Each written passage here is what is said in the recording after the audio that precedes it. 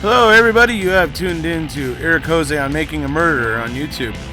I cover virtually any aspect of making a murderer. I go over the evidence, the documents, the photos. So if you like, stay tuned, and in the future I'll have many more videos besides the one you're about to see. So what have you got today? I've got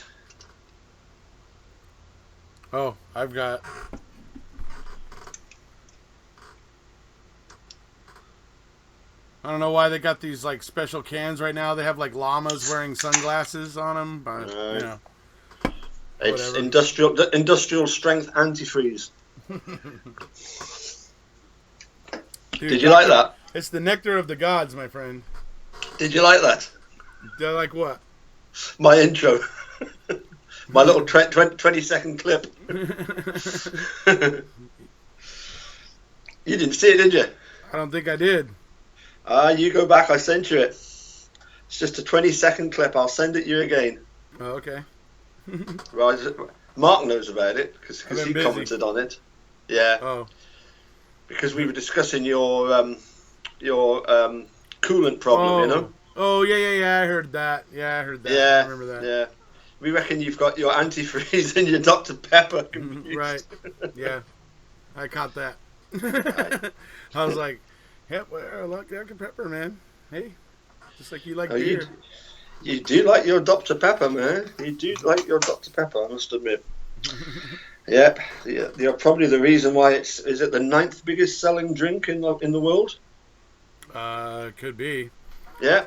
It pisses me off when I go places and can't find it though. Oh, yeah. There's actually places that don't carry it, man, and I just go. Rrr. Well, I don't know if you have the same over there. We have some shops where you go to, like for example, up near my daughter's flat, that old flat. That's where I got this from. They don't do Pepsi Max and Diet Pepsi. It's all Coke. Oh, okay. And I'm not a big fan of Coke. I much prefer the Pepsi. So I'm not real big on Coke either, because like when I drink Coke, I don't know what it is about the Coke, but man, dude, it's like I can feel my teeth melting. I don't know. It's like I don't know. It's like something about I guess maybe it's the corn syrup or something about it. It almost feels gritty on my teeth. Like right. I don't know. It bugs me. I don't like it. Yeah. Yep. Well, shall we get started then? Yeah. First of all, is it a month since the writ of certiorari was denied? I think it's probably right around that. Yeah. 15th, yeah. 16th. Yeah, I think so. Yeah. And would you agree that was as far as the journey we've been on so far, that was probably the biggest low that we've had? I would say that was pretty much a kick to the teeth. Yep. And now all of a sudden, it's like everything's gotten very, very excited. People have gotten very, very excited. Yeah. People are getting. People have their opinions. I'll say that, and people aren't shy about them. No. But I get the impression that whilst yes, you are excited about it because it's interesting times. I sense that you're feeling a little bit apprehensive. I'm more reserved. Yes. I mean, let me put it this way. I don't disagree with the people out there who think that Scott Tadych conducted himself in extremely strange ways that kind of didn't seem right, that caught attention. It brought attention to him. And Bobby had the similar thing when they alibied each other, and the deeper and deeper the rabbit hole goes, it's I can see where people are coming from, but yet I still don't see clear proof. And where some people aren't real shy about throwing around very, very serious accusations. I've been around this long enough now. I mean, I've been doing this for 2.5 years. I've seen how it goes. I've seen the way you think things are good. You think everything's strong. It gets to court, and whew, So we got to see what happens in court. We got to see what facts come out. We got to see what there is. I mean, we got to see what meat is on the bone here. And I don't know that we have really seen fully what the meat that's on the bone. I mean, we're catching glimpses. I obviously caught that thing from the exhibits she had in her last motion that she filed, where it showed that Jerry Buting received those DVDs on December 20. Well, the letter was filed with the clerk of the court on December 20th. Jerry may have gotten it that day, may have gotten it on the 21st. Obviously, it had to be mailed to him. So we're talking they had like 17, 18 days to go through an entire computer hard drive. All the files that would be in there and everything, and looking at looking to see what's there, not even knowing if you're going to find anything there at that point, because Ken Kratz is telling them there's nothing of evidentiary value. Yep. Right? So they have to go through this whole thing, and it's Christmas time and New Year's. Like, I don't know about everybody else, but I get paid. I have paid, basically vacation from Christmas to New Year's. I don't work. Yeah. I don't work. And sometimes it goes past New Year's. I usually end up getting a couple days after New Year's because the way the weekends work out and stuff like that. So I'll sometimes even get more. I know I'm not the only one that gets that. I'm pretty sure I'm not the only one that gets that. So I imagine it would have been very difficult for Dean and Jerry to get a forensic, like computer forensic expert guy in to kind of go over these things and start, and help them start sifting through it to see what is there, if it's there. And then when you find you find something, some violent porn, some images of girls that look like Teresa. When you find those things, then you have to start going, okay, who accessed these things? Who was using the computer when these things were being, looked at and saved and, whatever. And so there's a whole new process of, once you find what's there, then you have to investigate, okay, how did it get here? Who put it here? So, so there's like all this, and this is all supposed to happen in 18 days over Christmas and New Year's? Yeah. No. I don't see it. So when I first more and more little things are coming out was my point. So yeah, that's right. Yeah, I mean certainly the getting an expert thing. You're saying about you have Christmas, New Year off. Obviously, for me in the band, it's one of our busiest times. Busiest, right? Yeah. But a lot of people a lot of people that have like a steady job, that work that punch a clock. That's something that happens commonly around the holidays. Maybe not everybody gets like what I get, but I'm sure there's a lot of people that do. But I mean, maybe not, but they get like a couple days off here and there. They'll get like 2 days after Christmas and a day after New Year's, or something like that, because bosses know that you're going to be probably sleeping off a hangover on the day after New Year's anyway. And so they're going to just like, let's just give it away. That way they feel like they had an extra day to recuperate, and we don't have a bunch of hungover workers in here basically getting nothing done, taking up company time and money. Yeah. So, I mean, it's sensible. But so my point is that there's a lot of days off around those times. Absolutely. And so it would have probably been kind of difficult to get. I would imagine those kind of guys that do that kind of work are somewhat limited. There's not. Yes. I would imagine that they're just not like a dime a dozen, and they probably are booked, and you have to like schedule them to get them out. I would imagine, but I don't. Maybe I'm wrong, but I would imagine that that's the way it is. And I mean, that would have been difficult to do over the holidays, in my opinion. Yeah. So. And if they'd sent the CD, there would be no need for them to go through all these DVDs.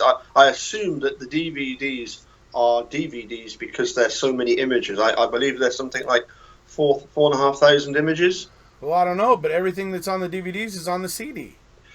But the CD is more like a report, isn't it, of that investigation? Something that can be instantly accessed, whereas the DVDs were sent over because they need this special software, this encase software, and what some dude on Twitter is telling me is that the encase program isn't hard to use. You take it, you open it up, and then it's like an image of the hard drive that you can go and look at or whatever. And I'm like, okay, yeah, but my point still remains, dude. There's a lot of information there. You got to go through it, and then you don't even know if you're gonna find anything at first. How do you know where to look? He's like, my rig has 5 drives and this and that, and I can search for something, even a partial file, and find it almost instantly or whatever. And I'm like, oh, okay, but you know specifically what you're looking for. I go, these guys don't know what they're looking for. It's just a bunch of information that they have to go through. They're not going to just walk up and go, "Oh, violent porn," or or images that look like Teresa Halbach, or whatever else it is, mutilated bodies. They're not going to just walk up to the thing and know to search for those things. Is what I was trying to explain to this guy. Yeah, it may be instantaneous to search for things, but if you don't know what you're freaking searching for, what good is that going to do you? So, I don't know. Anyway, so it takes time to look through all that stuff, in my opinion, and 18 days, I think, was inadequate. Yeah, well, the simple fact that it was so evasive of them, of Ken Kratz, I believe, Fassbender and Wiegert, I think they're all in this together. Yeah. By the way, that they send it off and say there's nothing of evidentiary value. Well, they're saying that it's Brendan's computer. Well, yeah. what great evidence they would have had against Brendan if that were true, if that were the case, Right. So why? They know Dean and Jerry would have dug into that CD at that point, or those DVDs at that point, and they would have gotten in there and been able to impeach, that type of stuff. So, yeah. Yeah. And was it not? It was like three computers that were actually investigated, wasn't it? It was Teresa, Stevens, and the Dassey. Yeah, yeah. I mean, it wasn't just one computer that they were going to have to look at, Right. When I first watched Making a Murderer, and we see, we obviously see Scott with a bit of a smirk on his face when Brendan is found guilty. Yeah. Just one of the things that I understand why people have a problem with him. Yeah.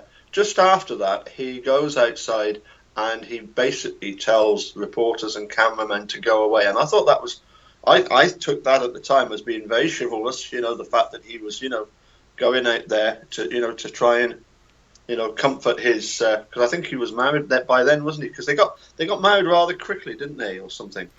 I believe. Yeah. And a lot of people are saying, that's because he didn't want Bob to sort of testify against him because of the, but could be. We don't know. That could be the case. But since then, as I say, the alibiing thing, I thought, well, that looks a bit dodgy. Yeah. But I never really thought anything of it until about a year into sort of following the case. I started getting people asking me, what do you make of this Scott Tadych, And I'm thinking, well, I don't know the guy. I've never met him. But I think since we have found out more and more about him, I think it's fair to say that, there are certain aspects of him which a lot of supporters do not feel very comfortable with. And certainly Kathleen Zellner, in one of her tweets, mentions Scott threatening her, doesn't threatening her and then her retaliating with, don't try and threaten us. We've been in this game too far. We're too smart. We're too experienced. And as soon as you start, trying to be evasive, instead of doing what you wanted to do and make us look elsewhere, you have made us target you as somebody that we need to investigate. Yeah. And as this has gone on, that's exactly what's happened, isn't it? He has become more and more the focus. Scott says things that he really probably shouldn't say, and I don't know if it's because he doesn't know that he shouldn't say things, or if it is a guilty conscience talking, or I don't really know, but. I mean, he does say things that draw attention to him, and Ain't nothing I can do about the things that he says. He chooses his own words. So Yeah. he's got to deal with the consequences. And like I said, smirking when Brendan gets, you know, smirking when Brendan's getting, sentenced and all that or whatever. I mean, yeah, it's not. These are not things that play well with the supporters of Brendan, the people that care about Brendan. So I don't know what was in his mind at those times, but they don't bode well for him. They don't really make him seem like a nice guy. Mm.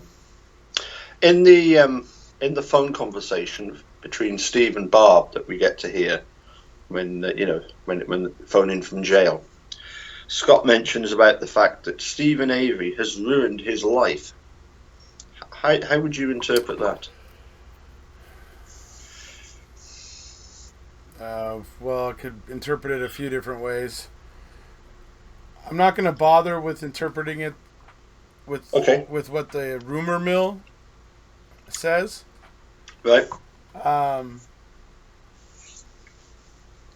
but I think in a lot of ways that Scott probably could feel that when him and Barb met back then, they were still just starting out, and and he liked Barb or whatever. But maybe he feels that when with all that happened to Brendan, and if he honestly feels that Steve is guilty, like he seems to obviously do, um, it could be that he sees Steven as the reason that Brendan is in prison, and that hurts Barb. And it could be that so I could interpret it that way, that it's because he loves Barb so much, and he sees Steven as the guilty party, possibly, and therefore that is the reason why Brendan's in jail, that makes Barb sad. So that's like one way of looking at it. But I don't know, the way he says it with so much anger. Yeah, he he's a very passionate guy, and I think he lets his passion get the better of him, and he has these little outbursts. It's hard to say. It's hard to say if he's. It's hard to say more than that at this point in time, I guess. Mm. But he certainly doesn't help himself out. He kind of has a habit of putting his foot in his mouth. Yeah, as I say, I've never met the fella. I think I've only once engaged in a sort of Facebook conversation, and it was very, very brief. I can't even remember what it was about. I think it was to do with visiting, people in prison. But of course, the point is, I have spoken to a lot of people who have had contact with him. And I would say to what you've just said, I would suggest that's somewhat charitable. Well, of course, you know me. Yeah. You know me. I'm the diplomat. Yeah.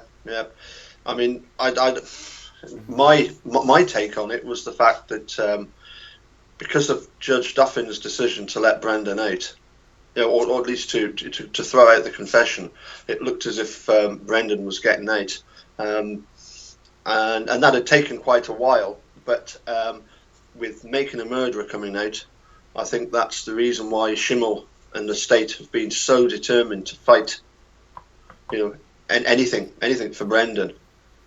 It's funny because I think I would have thought that the opposite would have helped him. If they would have cut Brendan loose immediately, they would have probably taken a lot of steam away from the whole Making a Murderer thing. They probably would have taken a lot of the steam away from it, because you're taking away half of the problem. So, right, you're putting right something that is obviously wrong. To most of us, it's pretty obviously wrong, and you're putting that right, and so half of what everybody's so upset about with Wisconsin dissipates, right? That to me, I think digging in and fighting about it actually only brought more fucking. Sorry about the bad language, but only brought more. It just got it just has more people looking at Wisconsin going, what is going on with you guys? Seriously. I mean, Yeah. and then and there's more. There's more, like, like what they did with Scott Ellis's son. For those of you who don't know, Yep. Scott Ellis's son was he's a young kid. He was drunk, getting doing things he probably shouldn't have been doing with a friend, and some horseplay happened, and his friend ended up dead. Well, Bryant expressed very sincere remorse about what happened. It was really truly not a planned thing. It was not something he meant to do, but he was negligent. He was a lot of things, but he wasn't a cold-blooded murderer. And they basically threw him away. They basically gave him life and locked him up and threw away the key. And he's just a kid. I mean, I don't know. It's Wisconsin seems to not understand that kids are kids, and I don't know. I think it's significant, number one, when the person shows sincere remorse. That should matter, and when you're extremely young, I think that should matter too, because you're still developing. You're still not fully developed yet. And we all do super stupid crap when we're young. Even I did some really dumb shit when I was younger. Yeah, dude, everybody does. We all do some supremely dumb shit, when we're growing up. Now, obviously, I'm not saying that Bryant should have gotten off the hook completely. But I'm thinking that there should have been more of a middle ground between what he got and what he deserved. So things like that where Wisconsin seems to have just this hard on to just want to be brutal to juveniles. It's kind of disturbing to me, really. I don't know, but anyway. Well, interesting. Just coming back to what you were saying about they should have just let Brendan go, and then that would have calmed things down a bit. Dissipated half of the issue. But you did a video yesterday about Scott Davis. What on earth are those prosecutors like? They're even trying to influence. They're trying to control everything around them. In order to sort of to cover themselves. Because as I've described it many times, it's like holding on to an ever-rising balloon. Yeah. There comes a point when you can't let go because it's too far of a drop. You're gonna either seriously injure yourself or you're gonna kill yourself by letting go. And this is the problem, isn't it? They get so far, into the idea that they cannot possibly let something go if that's what they've decided on. It's a big problem when you've got them, sort of basically that corrupt. Yeah. That they're trying to influence things in other states, and clearly threatening. What was that? What was it? A lab technician? It was the lead crime scene tech for the Atlanta PD. He was the lead. Well, he was the lead. He was the head of the crime lab, essentially. And he was testifying on a case in Florida. But he wasn't testifying for the prosecution in Florida. He was testifying for the defense in Florida. And that prosecutor in that case didn't like it that Atlanta PD's head of the crime lab was there testifying against him, essentially. So he calls Paul Howard. And Paul Howard and District Attorney Paul Howard and Assistant District Attorney Sheila Ross end up getting together with the Atlanta PD's chief or whatever, and they end up firing the guy. They end up firing this guy as the head of the crime lab or whatever, and it's just like, wow, and I mean, this guy brought a lawsuit. I want to look at what happened with the lawsuit, but it seems like he can pretty much connect the dots of, like, because I was testifying here, this happened. Like, he can show a logical progression of events You know, so, but yeah.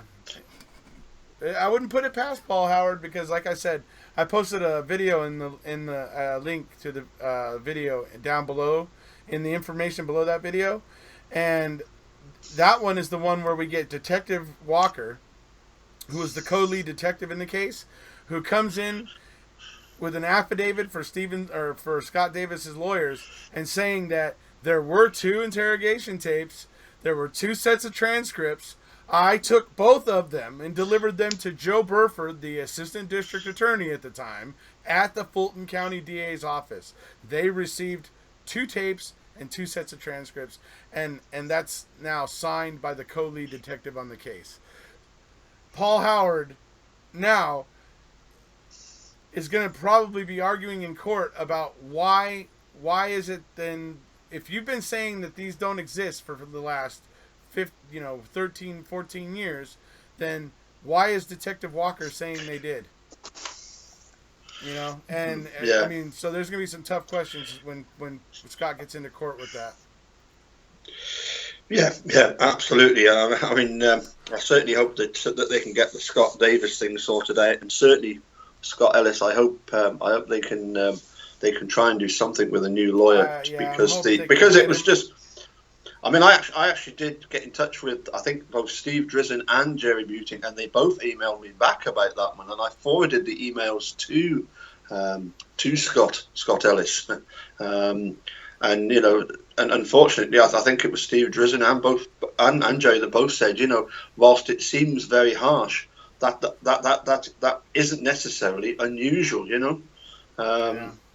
But I'm afraid that I have to go along with Scott's point of view that it was a case of we're doing this to your son to get at you, and I do see it connecting those dots, Yeah, maybe. I mean, yeah.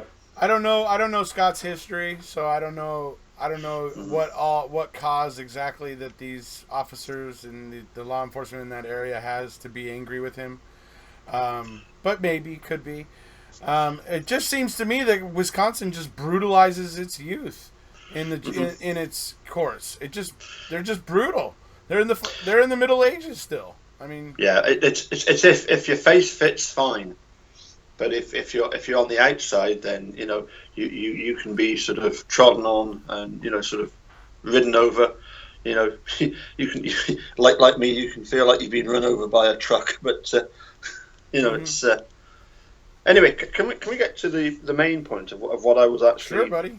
Gonna ask you? And I do feel quite strongly about this. I know you're getting ready to go somewhere, right? Yeah. As you can see, it's daylight here already. Right.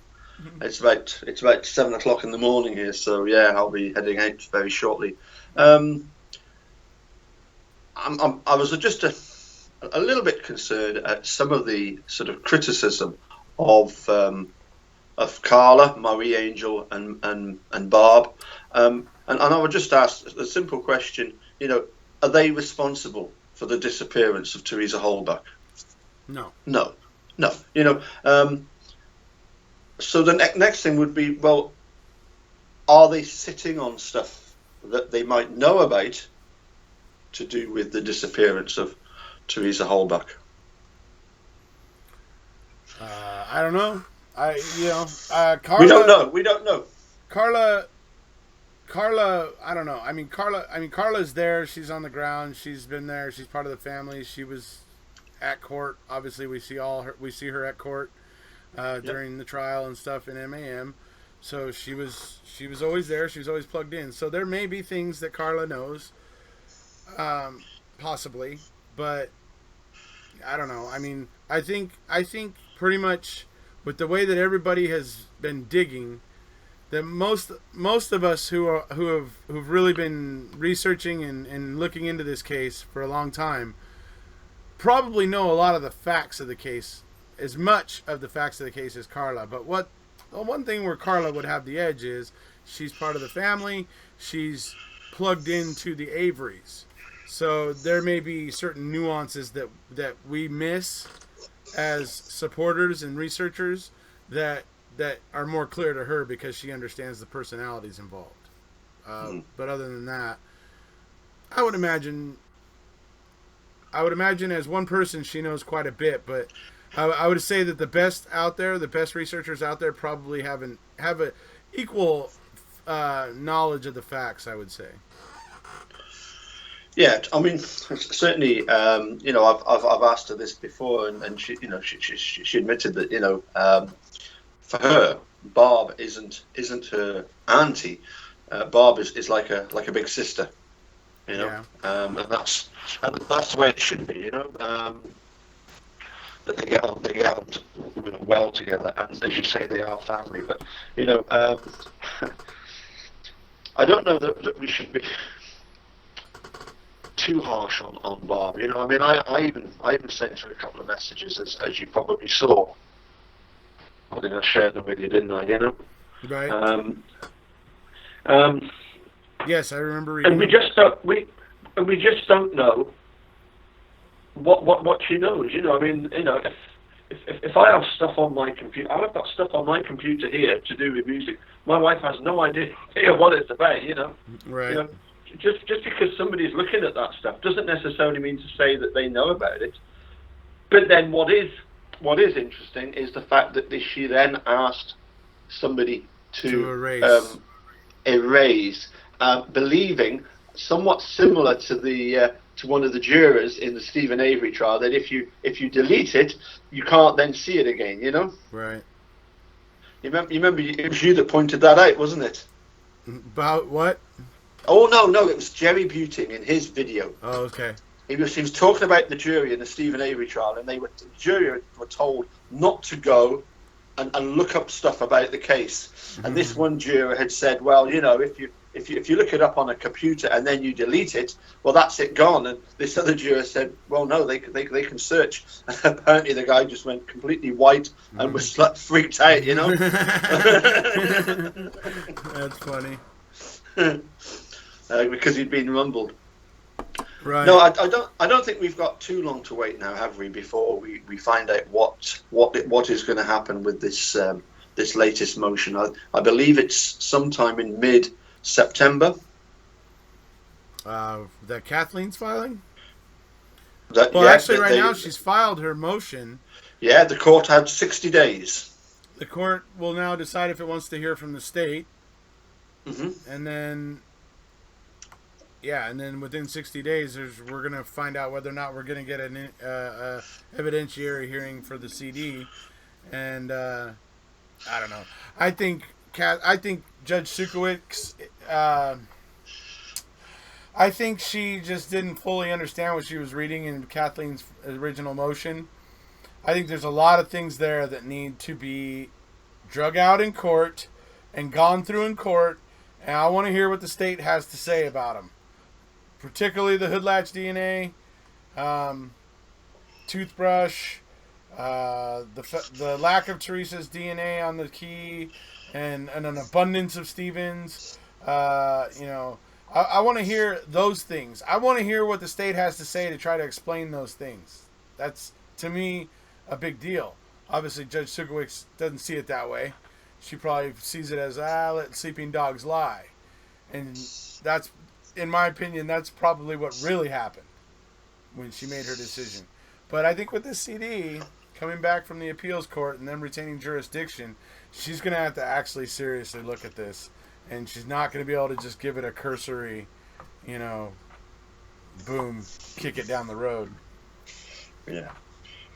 You don't think there was any chance that she was simply told, you know, don't look at this, you know. Just leave it alone. If somebody who's going to tell her that, somebody's going to tell her that, and then it's going to go back to the Court of Appeals, and who has the jurisdiction, and they're going to decide whether or not they agree with the judge's decision. And if not, they'll probably kick it right back down there and order the evidentiary hearing itself. I don't know. I don't know exactly how it works, but I would imagine they retain jurisdiction because they have some way to make sure the state does what they're supposed to do. You know, to my mind. Right. Okay. Yeah, that's good. Because I certainly want to get across to Wisconsin at some point. and not too long, because certainly I was looking forward to going to Washington to the SCOTUS hearing for Brendan, and that isn't happening. So I'm going to start saving up, and I'm going to come and say hello to some of the people over there in. Well, would it be in Manitowoc that they have the court hearing, or would it be down in Sheboygan? I'm not sure. We'll have to wait and see. Yep. And I would imagine the evidentiary hearing would be right there in Manitowoc. Right. I guess, I don't know. I don't know. We'll see. Unless because of his original case it goes over there, I don't know. But technically, yes. Go ahead. Sorry. Yes, I was going to say that the reason it was held in Calumet was because it wasn't actually because of Mark Wiegert being from Calumet and them investigating it. It was simply the fact that they wanted, they wanted it moved away from Manitowoc because it was just such an important case, wasn't it? You know. Yeah. It was on. I think it was Dean and Jerry that asked it to be moved to. Yeah. Calumet, Chilton, isn't it? Chilton is like right. the big. The sort of capital of Calumet, is it not? Right. Yep. Have I got that right? I believe so. Yeah, I believe so. Chilton was the right. name you hear a lot in the investigation reports. Yes. Now, where is all the evidence being kept? Is it being kept in Calumet, or is it now in Madison? All the other evidence, all the other stuff that Zellner wants tested eventually. I believe it's at Calumet because when they released evidence to Kathleen Zellner, it was Mark Wiegert who was the one that got it and transported it or whatever and gave it to her. So I think it's pretty much still, because I know Kratz ordered like the burn barrels and stuff to be held in Calumet County's long-term storage. So I would imagine most of it is there. Right. Unless Calumet County remodeled their storage facilities and got rid of a bunch of evidence. They like to do that every once in a while to try to keep innocent people in prison. Okay, one final question. Because of all the attention that's been focused on Bobby Dassey and Scott Tadych, is there a real danger that Ken Kratz might lose his title as being, supporter enemy number one? I don't know. I'm tongue in cheek, pal. I am tongue in cheek. I don't think that guy will ever. Ken Kratz is a pretty slimy worm, man. He's tough to beat. He's tough to beat.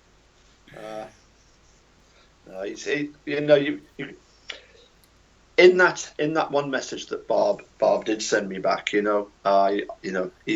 said, look, the pressure that law enforcement brought to bear on the whole family, they were deliberately trying to set one person against another. And that is where I feel the story truly lies. When everybody else is busy getting mad at Barb, that's essentially where my opinion lies.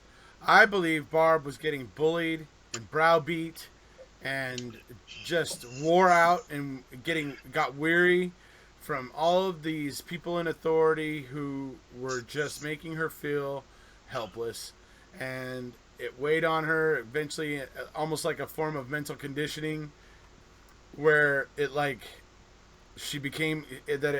just all overwhelmed her, and things got way out of her control, way beyond her realm of influence, and that's really where I feel the truth. The truth lies closer to that than to Barb as this evil mastermind, pulling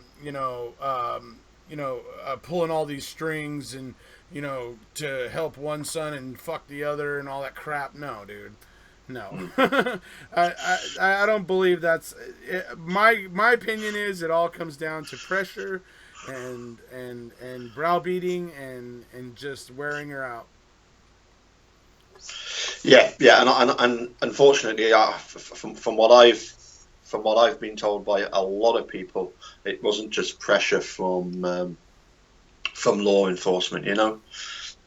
Again, sorry to bring back to Scott, but apparently there are some issues with the way that he treats everybody. Like this is the big problem for Scott. Something I've heard. Yeah. Yeah. Anyway. I mean, I have some dealings with Scott in the past. I'm not going to talk about it. No. But, I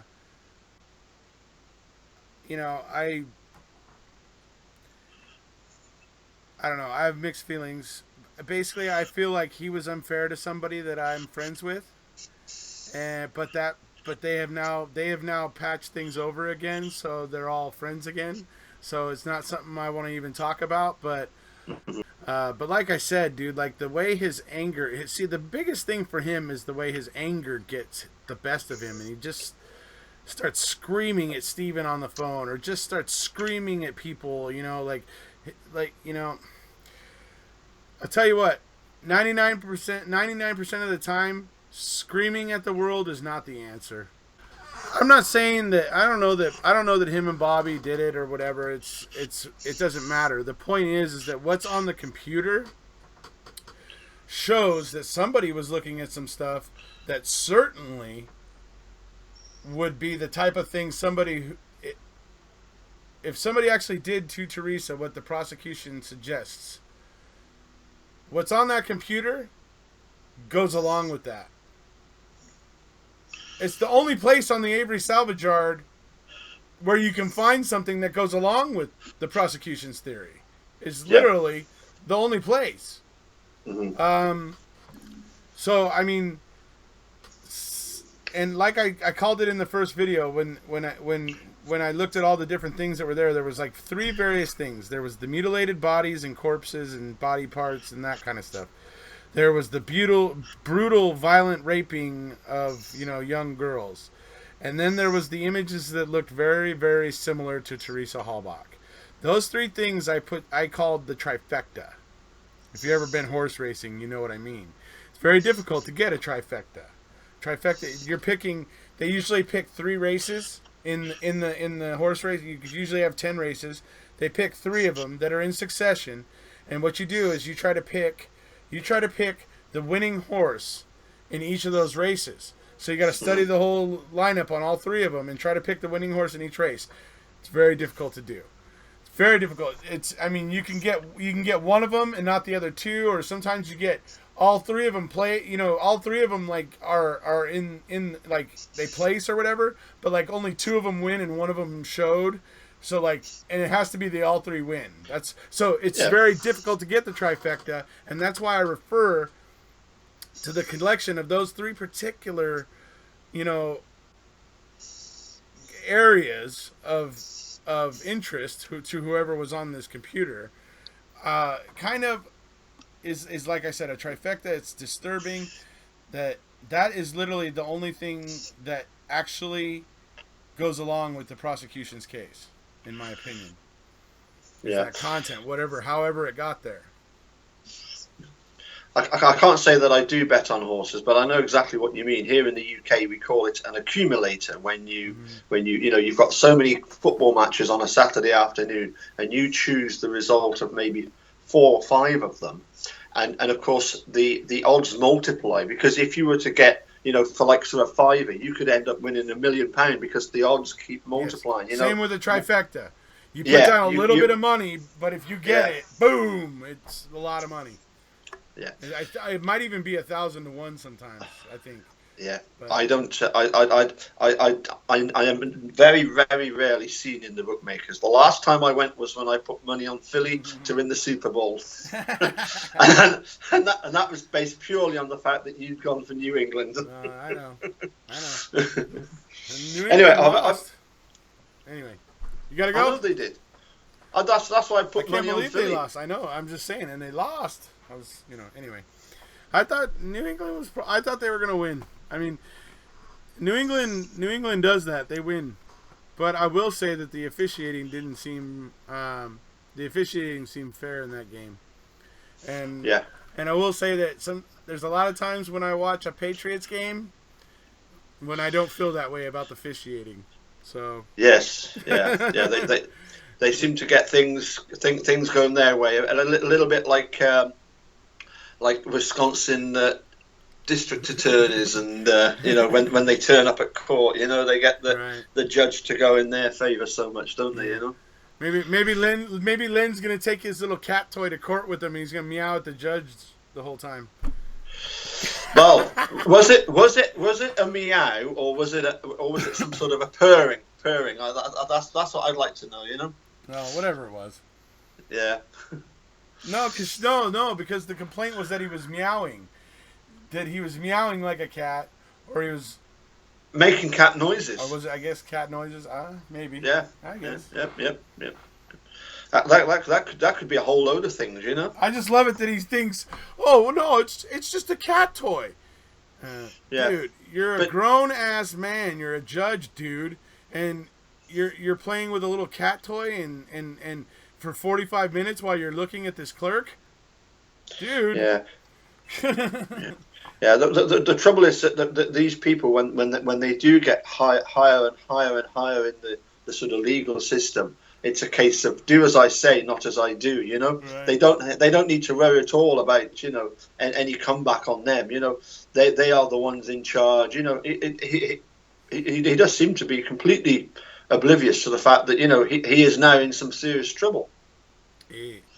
I don't know when it's going to hit him. I don't know. He stopped talking. I'll say that. He won't. He can't be reached for comment. Right. Okay. So. Well, that's not a bad thing, is it? I want him to talk. I want him to talk and bury himself. Yeah, I mean, looking forward to this evidentiary hearing. Can we look forward to likes of Wiegert and Fassbender and Kratz having to go up on the stand and answer questions set by Kathleen Zellner? Yeah, I'd love to see it, especially with this CD. That was a funny part of the motion where she was like, and we could dispense with needing Veely because we know that Kratz and Fassbender both looked at these DVDs and CD, so we can just ask questions to them. We don't need Veely. Get him, Zellner, get him. Did you read that as Zellner was saying that, or was there not also a bit where Ken Kratz says that we don't need Veely to come and testify? I believe Ken Kratz did say it too at some point. In the trial, but actually in Stephen's trial. But what Kathleen Zellner is saying now is that, oh no, we don't need Veely because we can just we know Kratz and Fassbender saw this, so we could just ask them. Love it, dude. Fucking love it. Oh, it's awesome. Right, what time is it over there? Because I saw you yawning. Yeah, it's 11:30. I need to get to bed. Oh, gee whiz, man. You like to burn the candle at both ends, don't you? Like me. I don't know if I like it, but I'm driven. I don't know. Yeah, there are some days when you, most days you don't go to bed the same day that you got up. No, yeah. I definitely do get my sleep. Yeah, I'll tell you, I've had it's been quite unusual. Friday, Saturday, Sunday, 3 nights on the trot doing the gigging. And you've no idea how much hard work that is because it's like, the gig might be finished at 12, half 12, but then I've got all the gear to pack up. I've got it all to strip down, all to look, and then I've got to load it all in the car, and then drive home. And so I was, gee whiz, I am well worn out now. It's no, it is. It's your hard. Day off today, isn't it? Kind of. Monday was kind of like a day off. No, I've got a pupil coming up shortly. If it's 7:30 here, I've got a pupil at 9 o'clock that I need to go out to. So I'll go and do that. But no, I was interestingly as I was coming back from a couple of the gigs, I listened to that couple of those tracks that you suggested by the Transplants. I quite enjoy is it Diamonds and Guns? No one lives forever. In fact, we all die. there was some quite good lines on it, weren't there? I love the Transplants. They're good. Yeah, they're really good. Are they where are they from? Basically, Southern California, like San Pedro, Long Beach area. So yeah, excellent. No, I'll need you to send me some more. You sent me a couple of suggestions of of other tracks of theirs, you must send them to me again so that I can check them out. Okay? All right, I'll send you Because what I can't describe. That's probably my favorite. yeah, yeah. Because there was that other track you sent me once, the Big White Helicopter, Francis Dunnery. Oh, I believe I can change this world. I believe I can change my world. And that Yeah. Francis Dunnery, Tall Blonde Helicopter. Yeah. Yeah. I've played that a couple of times, and people have gone, "Oh, that was an interesting song. What was that?" And I said, "Oh, it's this nutcase over there in America that I'm friends with." Hey, Francis Dunnery is an English guy. You can tell. Listen to him. Is he?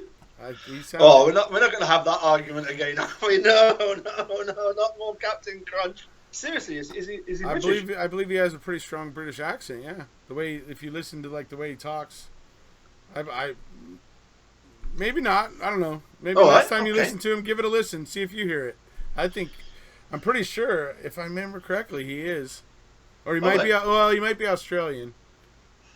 All right. I don't know. Maybe I'm not sure which, but I do detect an accent with him.